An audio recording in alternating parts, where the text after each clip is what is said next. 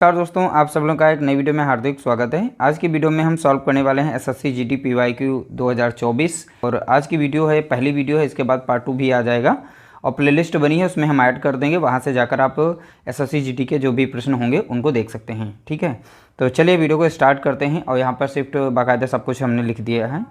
एक विद्यार्थी ने एक परीक्षा में 75% अंक प्राप्त किए और उसे 60% अंक प्राप्त करने वाले दूसरे विद्यार्थी के अंक से 30 अंक अधिक प्राप्त हुए हैं।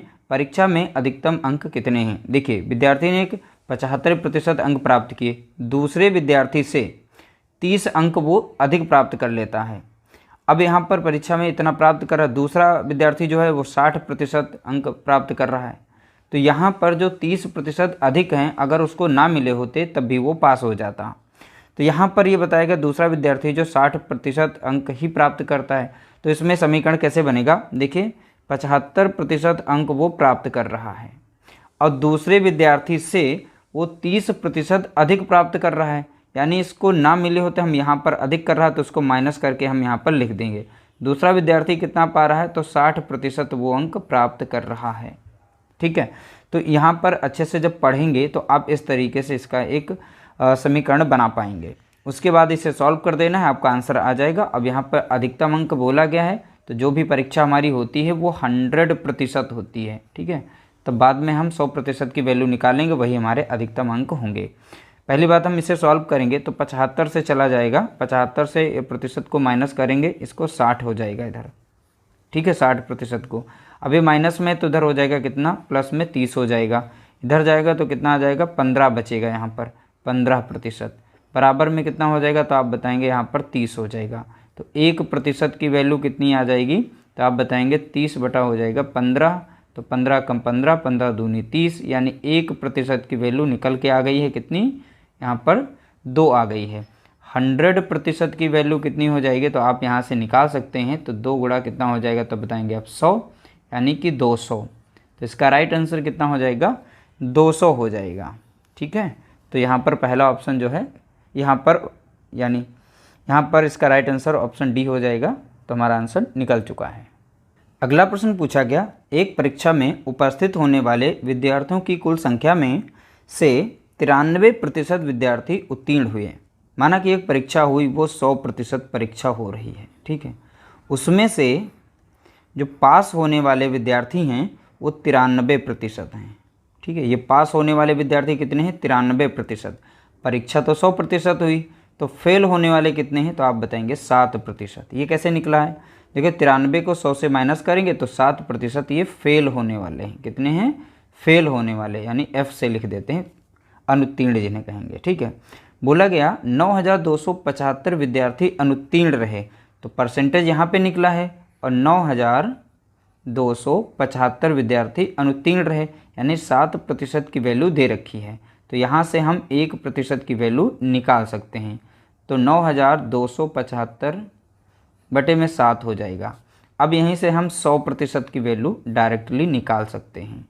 ठीक है, तो पहले इसे सॉल्व कर लेंगे। ये हमारी संख्या जो है 7 से कट जाएगी, 7 कम 7, तो 9 में 7 लगाएंगे तो एक बार लगेगा, 2 बचेगा, तो 7 तियाँ 21, तो यहाँ पर बचेगा 1 और 17 हो जाएगा। तो यानी यहाँ पर 1 बचेगा, यानी 17 हो जाएगा, और 7 दूनी हो जाएगा 14, बचेगा 3 और 7 बचे 35। यानी 7 से जब 9275 को भाग देंगे तो 1325 बार में कट जाएगा। तो यहाँ पर 1325 आ जाएगा और 100% की वैल्यू निकालनी है इसकी, तो यहाँ पर हम 100 से गुणा कर देंगे। ठीक है, तो मिल जाएगा हमें 13, 25 और 2 जीरो। ठीक है, 1,132 और 500 ढूंढेंगे इसमें, 132 और 500, 132 500, यानी कि हमारा ऑप्शन सी यहाँ पर करेक्ट आंसर हो जाएगा। देखिए, इस प्रश्न को, मतलब ये प्रश्न जो पूछा गया, तो बहुत ही आसानी से आप इसका आंसर निकाल सकते हैं। पढ़ते ही आपको समझ में आ जाएगा इसे कैसे सॉल्व करना है। अगला प्रश्न पूछा गया, एक परीक्षा में नवीन को 21% अंक प्राप्त हुए, वह 25 अंकों से अनुत्तीर्ण हो जाता है, यानी वो फेल हो जाता है। देखिए, उसे 21% अंक प्राप्त हुए और 25 अंकों से अनुत्तीर्ण हो जाता है, तो इसे पास होने के लिए कितना चाहिए? यही 25 अगर इसे मिल जाते तो वो पास हो जाता। ठीक है, यदि उसे 46% अंक मिलते तो वह 5 अंकों से अनुत्तीर्ण हो जाता। अगर उसे 46% अंक मिलते तो 5 अंकों से फिर से फेल हो गया, यानी फिर से उसे 5 अगर मिल जाते तो वो पास हो जाता। तो यहाँ पर भी डाटा हमारा पास होने का बन गया, यहाँ पर भी पास होने का डाटा बन गया। अब इसे सॉल्व कर लेंगे, हमारा आंसर आ जाएगा। अब देखिए यहाँ पर जो 20 है या 25 है, प्रतिशत वाले नंबर को हम इस साइड में भेजेंगे और ये प्लस में नंबर इधर आ जाएगा। तो यानी 25 से माइनस करेंगे 5 को, और इधर 46% से माइनस करेंगे इस 21% को। ठीक है, तो यहाँ पर हमको मिल जाएगा, अगर इसमें से माइनस करेंगे तो मिलेगा 25 मिल जाएगा, यानी 25% मिल जाएगा। अगर 25 से 5 जाएगा तो 20, तो हम इसको लिख सकते हैं, यानी 25% की वैल्यू किसके बराबर है, तो आप बताएंगे 20 के बराबर है। ठीक है, यानी 20 यूनिट के बराबर हो गई। अब 1% की वैल्यू अगर हमें निकालनी हो तो कैसे निकालेंगे, तो यानी 20 बटा यहाँ पर 25 करेंगे। ठीक है, 1% की वैल्यू, और कोई भी परीक्षा जो होती है वो 100% की होती है, तो 100% की वैल्यू कितनी हो जाएगी। ठीक है, तो 20 ऊपर था और 25 नीचे था, और यहाँ पे 100 रख देंगे। ठीक है, तो 25 से कम 25, और 25 चौके हो जाएगा 100, और 20 चौका हो जाएगा कितना, 80। तो वो परीक्षा का जो अधिकतम अंक था वो 80 था। तो इसलिए यहाँ पर इसका राइट आंसर हो जाएगा ऑप्शन यहाँ पर सी करेक्ट आंसर होगा। अगला प्रश्न पूछा गया, एक परीक्षा में संदीप को उत्तीर्ण अंकों से 55% कम अंक मिले, उसे 223.2 अंक मिले हैं। अब जो 55% से जो कम अंक मिले हैं, अब यहाँ पर अंकों की मात्रा भी बताई है। यदि उत्तीर्ण प्रतिशत, देखिए कोई भी परीक्षा होती है तो अधिकतम अंक उसके होते हैं 100% होते हैं। ठीक है, अब यहाँ पर उत्तीर्ण होने का जो प्रतिशत बताया गया है, उत्तीर्ण होने का प्रतिशत, तो वहाँ पर 62% बताया गया। प्रश्न को ध्यानपूर्वक पढ़ें। यदि उत्तीर्ण प्रतिशत 62% है तो परीक्षा के अधिकतम अंक कितने हैं। जो एक संदीप है, तो संदीप परीक्षा में जो उत्तीर्ण अंकों से 55% वो कम पाता है। ठीक है, उत्तीर्ण अंकों से, अब उत्तीर्ण अंक कितने हैं, 62, तो कितना पाता, देखिए तो 62% से कम करेंगे कितना, तो यहाँ पर देखेंगे 62 से यानी उत्तीर्ण अंकों से 55% कम, यानी 62 का ही हम निकालेंगे 55%। ठीक है, 55% इस तरीके से। अब इसे हम सॉल्व कर लेंगे, तो इसे हम छोटा कर लेते फिर माइनस कर लेंगे, तो 62% का यहाँ पर 55% कितना होगा, तो इस तरीके से सॉल्व करेंगे। अब यहाँ पर डायरेक्टली हम इनका गुणा कर लेते हैं। ठीक है, बाद में हम दशमलव लगा के इनका आंसर निकाल लेंगे। अब चाहे तो 5 से भी डायरेक्टली काट भी सकते हैं आप। ठीक है, तो हम सीधा सीधा इनका गुणा कर लेते हैं, यानी 55 और 62 का कर लेते हैं। 2 पंचे 10, 1 बचेगा, 2 पंचे 10, 1 11 हो जाएगा, और 6 पंचे 30 का 0, 3 बचेगा, 6 पंचे 30, 3 33 हो जाएगा। तो इस तरीके से हमको मिल गया यहाँ पर 34। ठीक है, अब यहाँ पर देखेंगे कितना मिल जाएगा, और ऊपर लगा हुआ है यहाँ पर नीचे, देखिए अब ऊपर मैंने गुणा कर दिया तो यहाँ पर मिल गया हमें कितने, 3410 मिला, और नीचे कितना था, 100 था। अब 2 अंक के बाद यानी 1 0 काटेंगे, 1 के बाद दशमलव, यानी 34 दशमलव आ जाएगा समथिंग में यहाँ पर 34 दशमलव, या 2 अंक के बाद आप डायरेक्ट लगा सकते हैं, यानी 34 दशमलव। तो 62% माइनस, अब यहाँ पर हम इसे वैल्यू निकालेंगे जो भी हमारी आएगी, तो आ जाएगी। इसे सॉल्व करने पर प्रतिशत में ही आंसर को निकाल लेते हैं, तो 34.10 आ जाएगा प्रतिशत। ठीक है, अब इसको माइनस कर लेंगे यहाँ से, तो हमको मिल जाएगा 27.9% मिल जाएगा।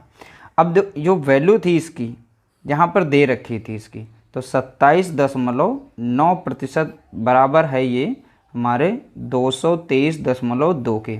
तो 1% की वैल्यू आप यहाँ से निकाल सकते हैं, 223.2 बटे में कितना हो जाएगा, 27.9, और हमें निकालना है। अब यहाँ से देखिए 100% की वैल्यू, ये 1% की वैल्यू हो गई। अब यहीं से हमें इसे 100% में बनाना हो, ठीक है, तो आप डायरेक्टली इसमें गुणा कर देंगे, यानी जो 223.2 था, यहाँ 200 यानी 27.9 गुणे यहाँ 100% की वैल्यू हमारी निकल आएगी, दशमलव से दशमलव जाएगा, अब 200 यहाँ पर दिया गया है इस तरीके से संख्या, तो एक बार में कटेगी और ये संख्या जो है 8 बार में कट जाती है पूरी की पूरी। ठीक है, 8 बार यहाँ गुणा करेंगे तो आपको मिल जाएगा। तो इस तरीके से इसका राइट आंसर बनेगा कितना, तो आप बताएंगे यहाँ पर 800। तो 800 इसका राइट आंसर हो जाएगा। ये प्रश्न पूछा गया है, तो ध्यान दीजिएगा, ऐसे प्रश्न आज आ रहे हैं आपके एग्ज़ाम में, तो थोड़ा सा कैलकुलेशन करनी पड़ेगी और आप लोगों को प्रैक्टिस भी करनी पड़ेगी। अगला प्रश्न पूछा गया, उमेश ने एक परीक्षा में 15% अंक प्राप्त किए और 30 अंकों से अनुत्तीर्ण हो गया। अब पास होने के लिए क्या चाहिए उमेश को? देखिए 15% वो अंक पाता है और 30 अंकों से वो अनुत्तीर्ण हो जाता है। तो पास होने के लिए उसे 30 अंक अगर और मिल गए होते तो वो पास हो जाता। यदि वह 60% अंक प्राप्त करता है तो उसे उत्तीर्ण अंकों से 15 अंक अधिक प्राप्त होते हैं। देखिए अगर वो 60% अंक प्राप्त करता है, ठीक है, और 15 अंक अधिक प्राप्त करता है, अब 15 अंक उसे ना मिले होते फिर भी वो पास हो जाता। अब दोनों की स्थिति यहाँ पर बराबर हो गई, यानी यह भी पास हो गए, यह भी पास होने के उस पे हैं। ठीक है, तो दोनों पास वाली हमने कंडीशन को बना लिया है। अब इसे सॉल्व करेंगे, आपका आंसर आ जाएगा। प्रतिशत वाले एक साइड में करेंगे, नंबर को एक साइड में करेंगे, तो यहाँ पर 30 रहेगा, इधर माइनस में, तो इधर आएगा प्लस में, नहीं 15 हो जाएगा। अब इस 60% से माइनस कर देंगे 15% को। ठीक है, तो हमें मिल जाएगा यहाँ पर कितना, 45% मिल जाएगा, और इस साइड में भी 45 मिलेगा। अब यहाँ पर देखिए, जब 1% की वैल्यू हम निकालेंगे, 1% की वैल्यू, ठीक है, तो यहाँ पर आ जाएगा हमारा 45/45, यानी कट जाएगी, कितनी आ जाएगी, 1। ठीक है, यानी 1% की वैल्यू कितनी हो गई है, तो आप बताएंगे यहाँ पर 1 हो गई है। अब यहाँ पास होने वाले में कंडीशन हमारी ये थी, वैल्यू इसमें रख लेते हैं। ठीक है, तो 15% की वैल्यू कितनी हो जाएगी, तो आप बताएंगे 1 × 15 यानी 15 हो जाएगी। क्या हो जाएगी, तो आप बताएंगे 15। अब इसमें वैल्यू पुट कर देंगे, तो 15% यहाँ बोला गया था, 15%, अब प्लस दिया गया था 30, तो पासिंग की हमारी कंडीशन निकल आएगी। तो 15% का हमने मान देखा था कितना, 15 ही था, और प्लस यहाँ पे 30 था, दोनों को जोड़ेंगे तो हमें कितना मिल गया, 45। तो 45 ये पासिंग मार्क्स हैं इनके, यानी ऑप्शन बी हमारा यहाँ पर करेक्ट आंसर हो जाएगा।